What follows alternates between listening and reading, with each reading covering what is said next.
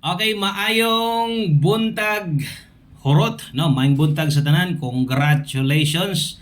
Big congrats target yod. Daog gasad, no? Ang ato ang big time bagdok lasto. Kung naa ka dire, kini nga video para na nimo kung kusog ka mo tayag lasto. Kana bitong lasto nga bagdok, no? Or kung kusog ka mo lasto bisag di ka kabagdok basta kay galasto ka kusog ka mo tayag lasto, insakto kini nga channel para nimo, no? So ay pakyasa March 29, 2025 padaog na sa tong lasto karon, no? So welcome diri Buskoy, unya palihog kog follow og subscribe ani. Palihog day kog share ani kay karon maghatag na sa tag 4 combinations bagdok.